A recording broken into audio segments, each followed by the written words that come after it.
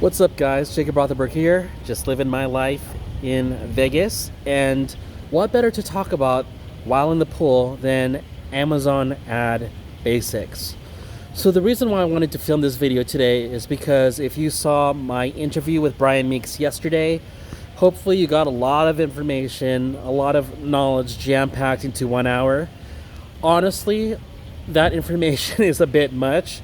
And if you're starting out with Kindle publishing, you're probably like, holy moly, how can I condense all that advice and really just get started running ads and at least gaining some competency on how to run them, how to get better results with them, and ultimately achieve profitability.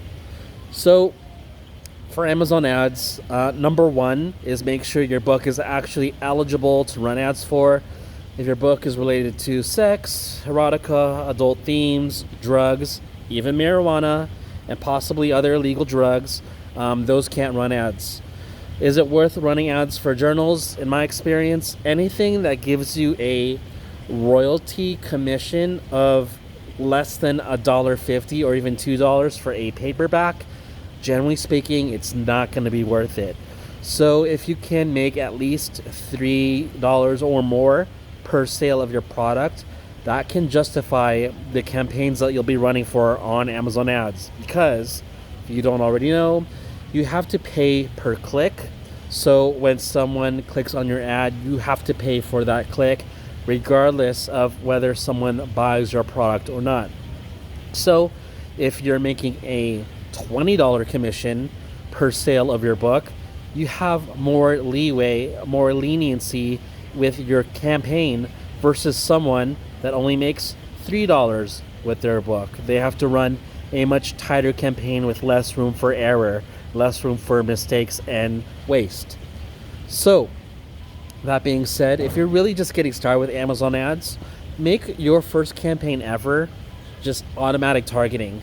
Automatic targeting will compile keywords that the Amazon algorithm recognizes or thinks is the most relevant for your keyword. So it'll compile a bunch of keywords related to your niche based on usually your subject title and other metadata associated with your book.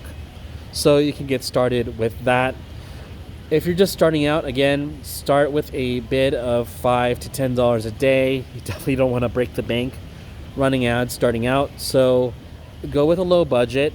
And inevitably, you want to run a low budget because you will lose money. You will not run a profitable campaign your first time out starting up a new campaign. Generally speaking, it hardly ever happens anymore. So start with a lower budget campaign. From there, let the machines do the work, which means let Amazon compile data, let the impressions come through, let the clicks come through. Be patient. By being patient, I don't mean just waiting a day, having 100 impressions, 2 clicks, no sales, and then saying, wow, this doesn't work. This must be a scam.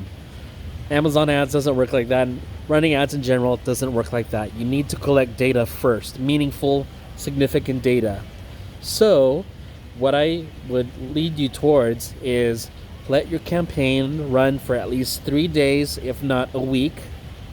And from there, see what data you have compiled.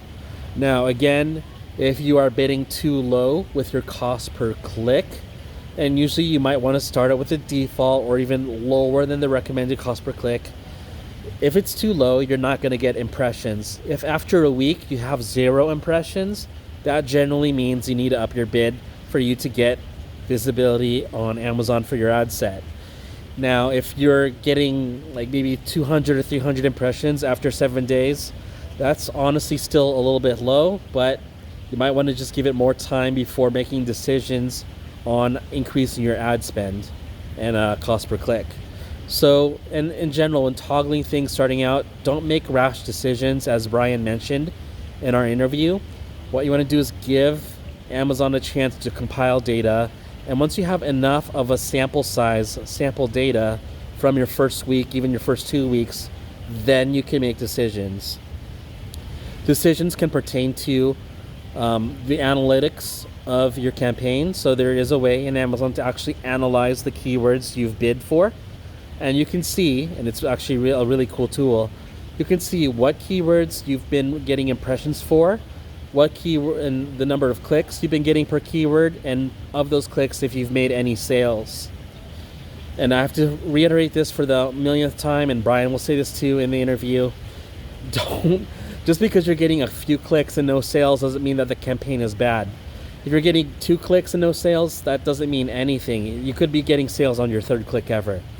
Now, however, if you're getting 100 clicks and no sales, then you have something to work on. Then you need to make adjustments.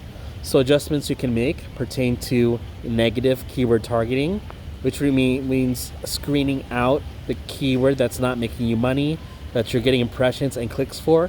You can just block it out of your campaign to make sure you don't get waste.